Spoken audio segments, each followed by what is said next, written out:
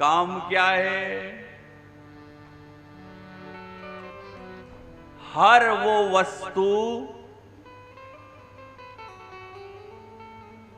जो जीवन में अनिवार्य नहीं है, जिसके बिना भी काम चल सकता है, उसकी इच्छा करना काम है। सामान्य उदाहरण के साथ समझाना चाहूं तो समझिए, चाय जो है वो 4 चीजों से बनती है। चाय के लिए 4 वस्तु अनिवार्य है, आवश्यक है, और वो 4 वस्तु क्या है? पानी, दूध, चाय पत्ती और शक्कर। इन 4 चीजों से चाय बन जाती है। अब इससे अधिक की इच्छा करना, उसमें इलायची भी हो, उसमें अदरक भी हो, उसमें काली मिर्च भी हो, उसमें चाय मसाला भी हो, तो फिर उसकी कोई सीमा नहीं, उसका कोई अंत नहीं। लेकिन अगर चाय की ही बात की जाए तो केवल 4 वस्तुओं से चाय बन जाती है। उससे भी काम चल जाता है, लेकिन और स्वाद, अधिक मीठा, अधिक स्वादिष्ट, तो फिर कोई सीमा नहीं है। यही काम है। आवश्यकता से, अनिवार्य से ज्यादा इच्छा रखना काम है। मजा नहीं आ रहा, ये मजा ही दुख में ले जाता है।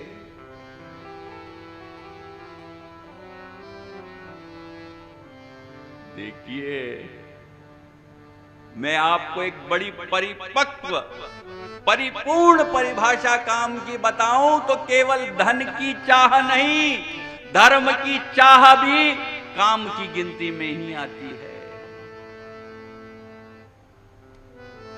कामना केवल दुख में ले जाती है। कामना किसकी है, इससे अंतर नहीं पड़ता। कामना के स्वरूप से, कामना के विषय से कामना का स्वभाव नहीं बदलता। धन की चाह की है तो भी काम है, धर्म की चाह की है तो भी काम है। ये बतलाता है कि हम अतृप्त हैं, असंतोष हैं। धन मिलेगा तब तृप्त होंगे, धर्म मिलेगा तब तृप्त होंगे। कामना क्या है? हम जहां हैं, जैसे हैं, उससे असंतुष्ट हैं, अतृप्त हैं।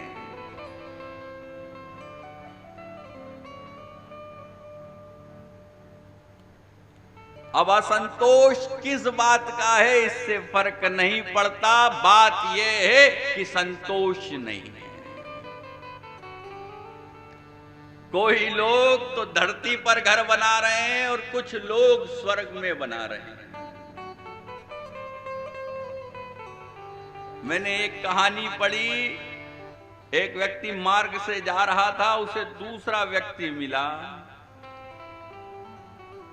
उसने उसे एक पर्चा दिया और उस पर्चे पर एक नक्शा बना हुआ था। उस नक्शे में एक सुंदर मकान का नक्शा था। उस मकान में बड़ा सुंदर बगीचा, वृक्ष, झरना लगा हुआ,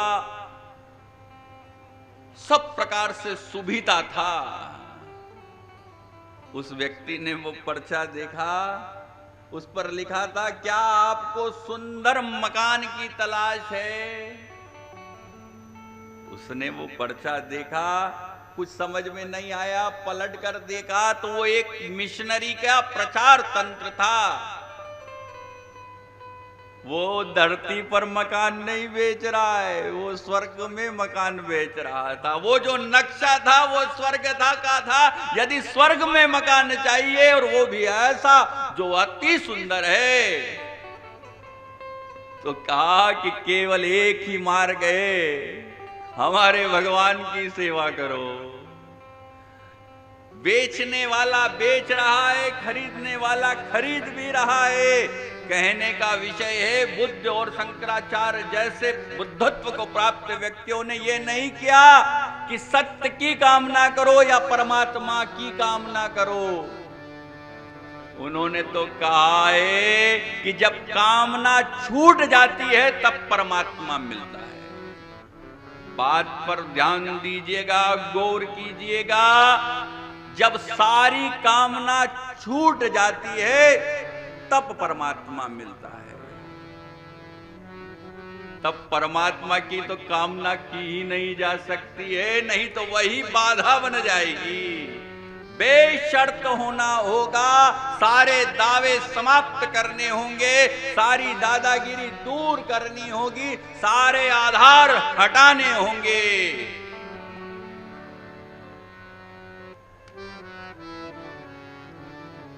ये कोई सौदागिरी नहीं है।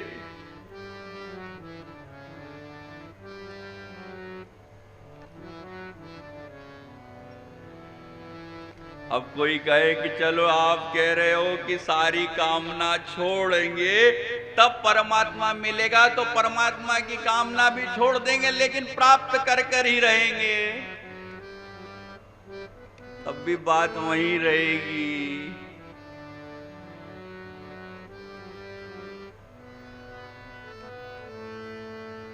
करना क्या है? करना यह है कि जो प्राप्त है उसमें संतोष लेना होगा। जहां है उसमें प्रसन्न रहना होगा।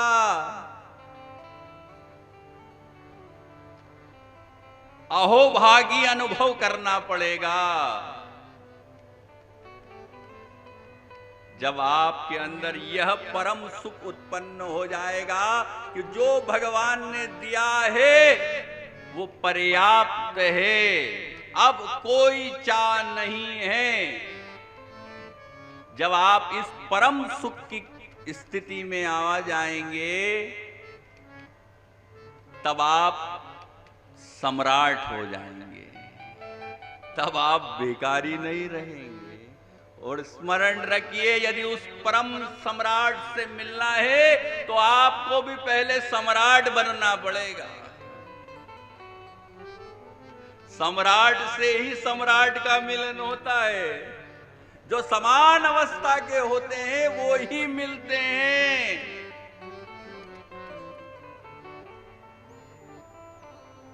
कई लोग जो हैं, जो मंदिर की दीवार से सट कर रहते हैं, जिनका सिर भी उस मंदिर से टिका रहता है, ऐसा व्यक्ति भी जीवन में दुखी रहता है। क्यों? आप किसी और बात के लिए दुखी हैं। धन नहीं मिल रहा है इसलिए दुखी हैं, पद नहीं मिल रहा है इसलिए दुखी हैं, प्रतिष्ठा नहीं मिल रही इसलिए दुखी है, लेकिन वो इसलिए दुखी है कि परमात्मा नहीं मिल रहा है।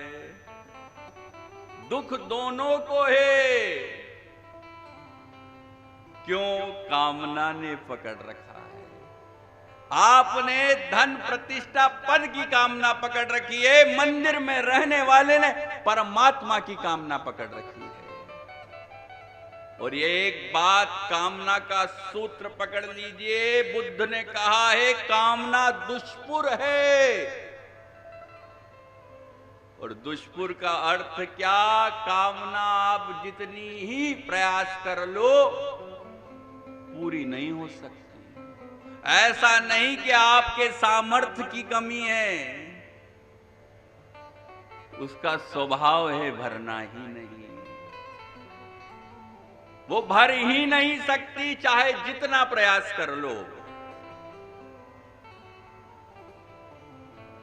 जिस दिन ये बात समझ में आ जाएगी कि कामनाओं को पूरा नहीं किया जा सकता, बस जिस दिन ये कामना छूट गई कि परमात्मा की भी कामना नहीं है, उस दिन, ठीक उस दिन आपको परमात्मा मिलेगा। यह बात मैंने आपसे किस लिए की है उसको समझने का प्रयास कीजिए। जिस दिन यह कामना छूटती है कि परमात्मा को भी नहीं पाना है, उस दिन आपको कुछ नहीं करना है,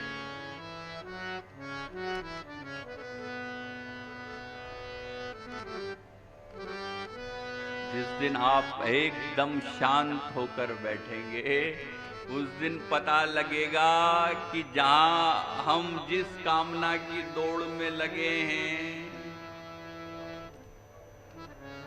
उसके लिए कुछ करना ही नहीं था, केवल घर लौटना था। परमात्मा कहीं बाहर नहीं है, परमात्मा भीतर है, लेकिन हम दौड़ में लगे हैं। और जब तक दौड़ते रहेंगे उतना ही परमात्मा दूर रहेगा। जिस दिन आपने घर वापसी कर ली, जिस दिन आप घर लौट आए, उस दिन आप पाएंगे कि हम बेमतलब दौड़ रहे थे, परमात्मा तो घर में ही था, हम घर में नहीं थे। और कौन से घर में नहीं थे? आप अभी जो हैं धाम में बैठे हैं, और धाम क्या है? उसका घर है। और देह का जो ये धाम है, ये भी उसका घर है। वो इस धाम में बैठा हुआ है, लेकिन हम भटक रहे हैं। जिस दिन आप अपने घर में लौटेंगे तो जो धाम का परमात्मा आपके अंदर बैठा है, उस दिन आपका उससे मिलन होगा। तो कहने का भाव यह है कि ये जो धाम में हम आए हैं, धाम में आए उसके पहले अपने धाम में आए।